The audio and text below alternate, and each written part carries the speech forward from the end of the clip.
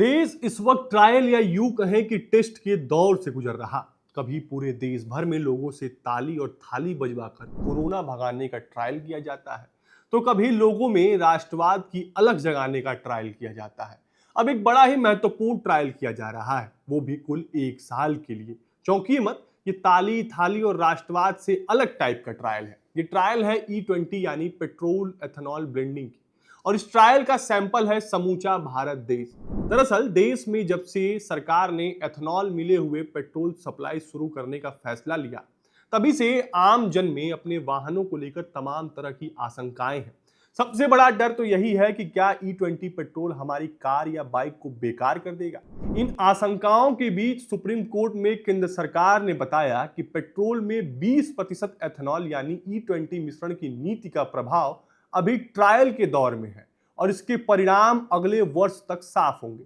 सरकार ने यह भी बताया कि E20 नीति वापस लेने का कोई प्रस्ताव नहीं, क्योंकि यह नेशनल पॉलिसी ऑन बायोफ्यूल का हिस्सा है।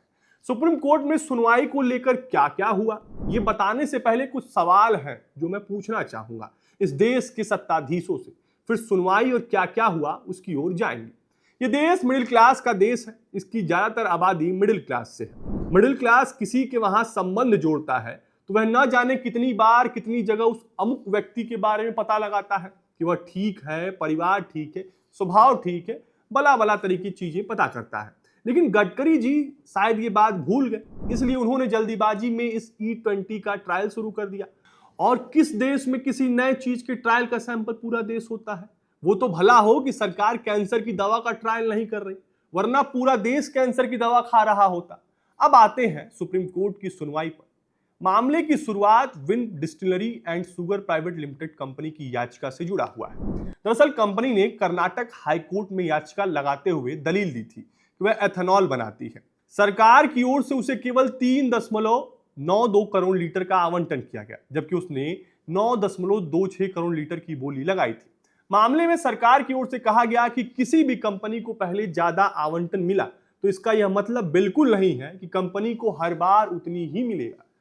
दरअसल कर्नाटक हाईकोर्ट ने सरकार को अपने आवेदन पर फिर से विचार करने को कहा था। इसके बाद मामला सुप्रीम कोर्ट पहुंचा। सुनवाई के दौरान केंद्र सरकार की ओर से पेश अटॉर्नी जनरल R वेंकटरमण ने कहा कि E20 ब्लेंडिंग प्रोग्राम अभी प्रायोगिक फेज में है। इसके अच्छे बुरे नतीजे अगले साल तक सामने आएंगे। अभी यह कहना है कि इससे वाहन खराब होने की धारणाएं बिना जड़ की बात है। फिलहाल E20 नीति में बदलाव की कोई योजना नहीं है। एथेनॉल का आवंटन मांग और उपलब्धता के आधार पर घट बढ़ सकता है। मौजूदा सप्लाई नीति जारी रहेगी। अगर कर्नाटक हाईकोर्ट के फैसले के अनुसार किसी एक सप्लायर का कोटा बढ़ाते हैं तो वैसे में कानूनी विवाद का सिलसिला शुरू हो जाता है और फिर सप्लाई चेन ध्वस्त हो जाती है। सरकार की ओर से यह भी आशंका जताई गई है कि अलग अलग हाईकोर्ट में इस मुद्दे से जुड़ी कई याचिकाएं लंबित हैं, जिससे राष्ट्र नीति प्रभावित हो सकती है। सरकार की ओर से इन दलीलों को सुनने के बाद सुप्रीम कोर्ट में जस्टिस SM सुंदरस और जस्टिस C नागू की बेंच ने फैसला सुनाया और कर्नाटक हाईकोर्ट के उस फैसले पर अंतरिम रोक लगा दी है, जिसमें तेल कंपनियों को निजी डिस्टिलरीज का एथेनॉल आवंटन बढ़ाने का पुनर्विचार करने को कहा गया था। मतलब यह है कि फिलहाल कर्नाटक हाईकोर्ट के आदेश पर यथास्थिति बनाई रखी जाएगी। हालांकि इस मामले की अभी आगे सुनवाई जारी है। अब जैसे कि पूरे मामले में साफ है कि E20 एथेनॉल ब्लेंडिंग को लेकर सुप्रीम कोर्ट में चल रही सुनवाई केवल एक ईंधन नीति का विवाद भर का मसला नहीं, बल्कि यह वैज्ञानिक मूल्यांकन, इन्वायरमेंटल लायबिलिटीज, ऊर्जा सुरक्षा और उपभोक्ता अधिकारों के बीच संतुलन का महत्वपूर्ण कानूनी परीक्षण का विषय है। ऐसे में जब केंद्र सरकार ने सुप्रीम कोर्ट में अपनी ओर से यह कहा कि फिलहाल E20 नीति जारी रहेगी और अगले 1 साल में इसके प्रभावों का विस्तृत मूल्यांकन किया जाएगा। फिलहाल के इतना ही, और वैसे वीडियो के लिए देखते रहें बजरबट्टू दुनिया। धन्यवाद।